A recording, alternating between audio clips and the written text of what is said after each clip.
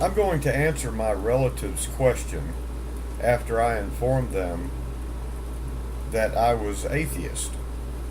And of course, I guess I'll repeat from the previous video that I was asked this question.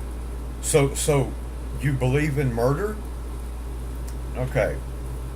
No, I do not believe in murder. I do not. I believe in it because it's real and it happens. I can't deny it. Do I accept it, and do I feel that it's good or the right thing to do, or is it something that I would choose to do or have a desire to do? Oh shit! Are you out of your fucking mind? You know, child molestation is wrong. You don't have to be a Christian to know that.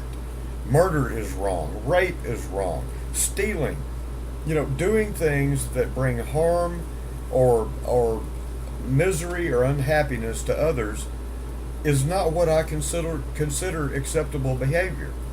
And one of the funniest things about the whole deal is that Christians are the real violators of all that they claim to be moral or morality. They shame other people.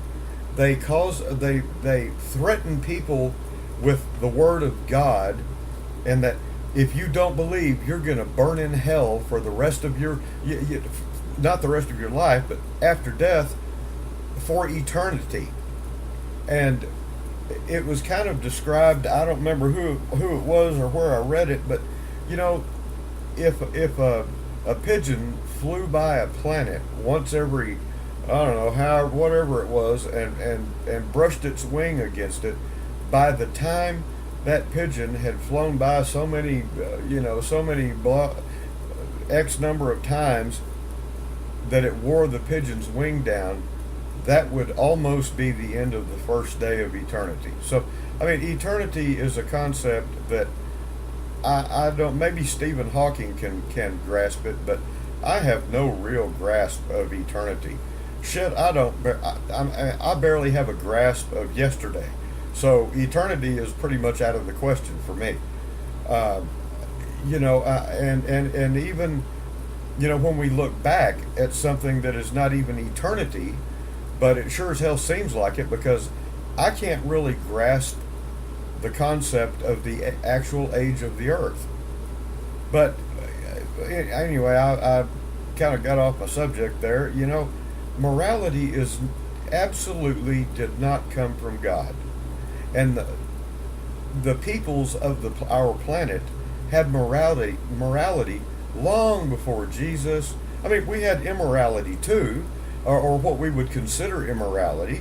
Of course, practices were different back then, but it doesn't matter what they did.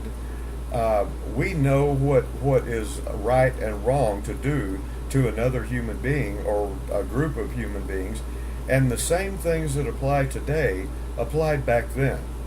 Slavery was, despite what Christians say, 500 years before the birth of Jesus, or the alleged birth of Jesus.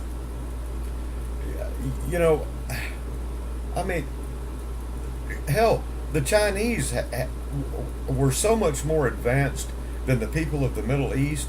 The Middle Eastern people, the people of Jesus people, were primarily illiterate, superstitious, and everything that each succeeding generation discovered or learned was learned by word of mouth, because nobody could read or write.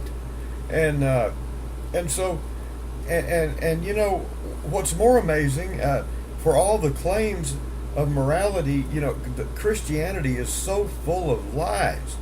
Most Christians do not even understand what most theologians accept as a fact, that nothing was ever even written about Jesus Christ, if he was even real. It was a common name back then. It was like Joe or Tom or whatever, John, but nothing was even written about Jesus until it's guesstimated about 30 years after his death. And once again, theologians accept that number. And so nothing was written.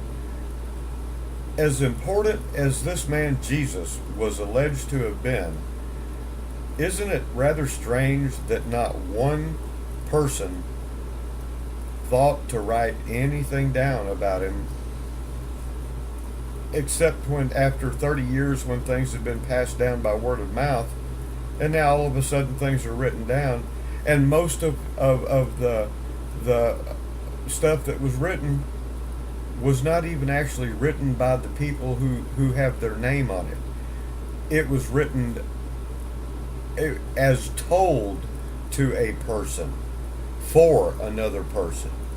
And so there's there's a real big area, and that leaves a lot of room for skepticism, just that information alone.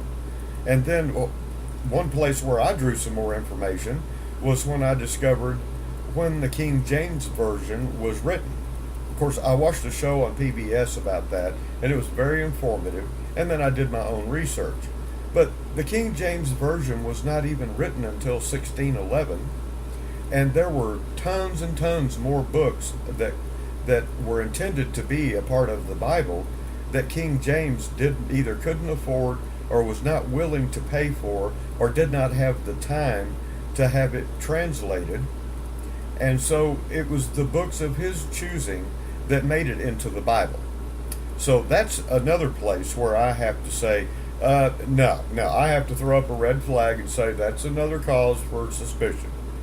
And so to cause further suspicion, it's been stated and pretty much accepted by everybody that the scribes, the translators, didn't know everything. They didn't understand every word.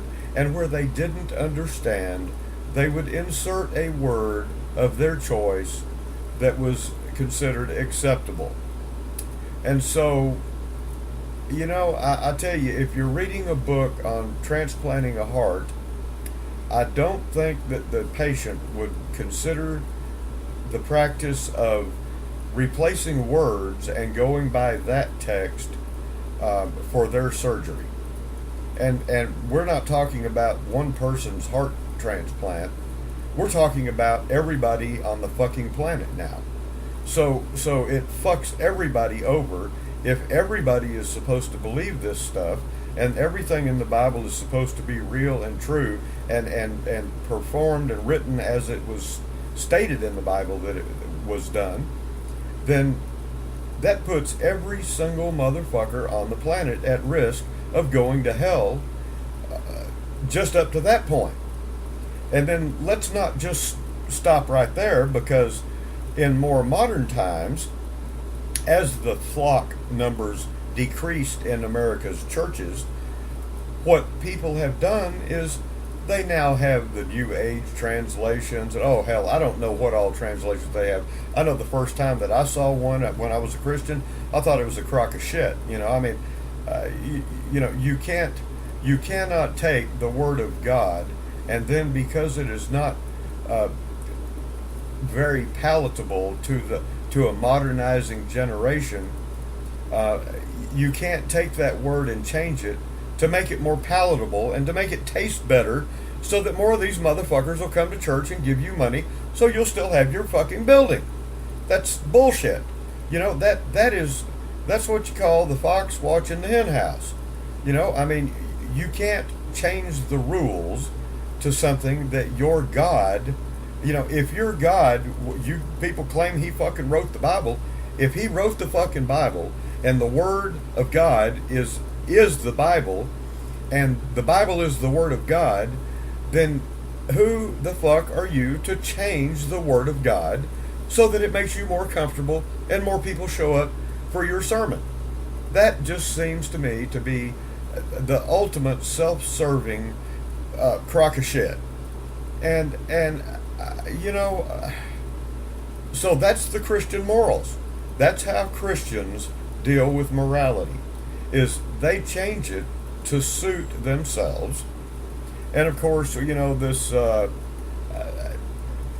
is so much perversion and boy, you talk about lasciviousness and fornication and perversion and sexual type sin.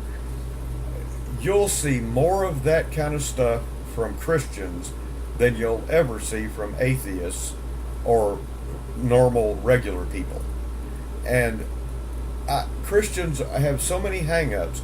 You know, the whole Bible is about trying to make